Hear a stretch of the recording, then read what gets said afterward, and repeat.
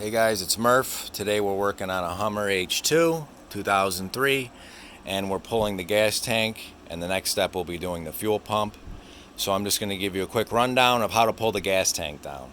Now when you first start at it, what you're looking at, this is a gas tank cover, like a skid plate kinda, that goes underneath the gas tank and protects it from any kind of impacts. Now if I slide this right underneath the gas tank, which is halfway down right there, this is how it went under it. So you have this side on the right here would be towards the middle by the drive shaft, and on this side would be on the frame, near the frame. Okay, now you're going to have three 13mm bolts holding it up. One here in the corner and those two over there, which actually hook into the tank strap bolts. They bolt right over the tank strap bolts themselves. You take off these three bolts with a 13mm socket, and then on this corner facing the front by the drive shaft, there was two rivets here that were holding it on. I don't know if that's factory or not. I just drilled them out. So when I put it back, or if you want to put it back, you could use a zip tie. I don't know if somebody did that aftermarket. I'm not sure. This is my first time working on the Hummer. So you're going to get this cover off. Then you're going to go underneath the tank, and as you can see, I've already partially dropped the tank. We have it right here. Sorry about the lighting conditions. And you're going to want to remove the two straps. I put something under the tank, that way you can drop it and get the straps off. So they bolt on the side facing the frame, and they're 15mm bolts, and they're long, so you're going to need to use a deep well socket. Okay? And they bolt right up here. So right against the frame, they'll be bolted in there. And then the back one is back here, I believe, up in there. Okay, and like I said, the skid plate bolts actually bolt onto these bolts.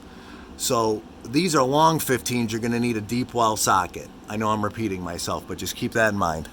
So near the front of the gas tank, bear with me while I roll around under here, you're going to have, I think, two lines. You're going to have one up there. You got to pinch both sides of that clip and then pull the line off. I have rust, so I might just pull the line off on the fuel pump. Then you're going to have another one that goes into the fuel filter. I've already unhooked it, as you can see right there. The other one goes forward, so you don't need to unhook it, but I unhooked the side that goes into the fuel tank. Again, you pinch that clip and then pull the line, plastic line side off. Now, in the back, you can work above the rear axle. Here's the rear axle. You're going to have a hose clamp holding on where the fuel goes in, the fuel neck. Loosen the hose clamp, pull that off. And then right next to the hose clamp, you're going to have your air line tube, which has a rubber hose as well. Now, I could not pull mine off on this side because it's so rusty, so I pulled mine off on top of the tank. As you can see, it's unhooked. And that's unhooked right there. And there will be an electrical plug right here as well. You have to unhook that, pop that off. Now, here's the hard part. In order to work above the tank, I basically cut this plastic flap back that goes above the driver's side rear wheel so I could get in here.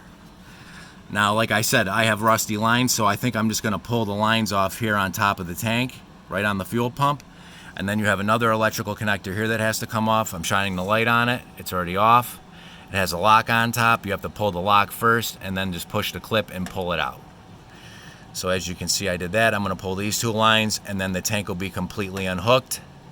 And then what I like to do is I raise the truck up right off of it. But if you can see what I did here, I cut this plastic flap back so you can put it back when you're done, and just got it out of the way.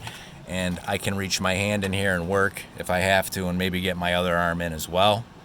But that's what it takes to get the tank unhooked, so you can drop the tank out and then do the fuel pump or whatnot. Guys, again, I'm just giving you a quick overview. If you have any questions, feel free to ask me, and I'll help you to the best of my ability. Unfortunately, it's just another pain, and with rust here in New York State, it just makes it even harder. So just trying to deal with all this stuff and get it done. I'll see you guys in the next one.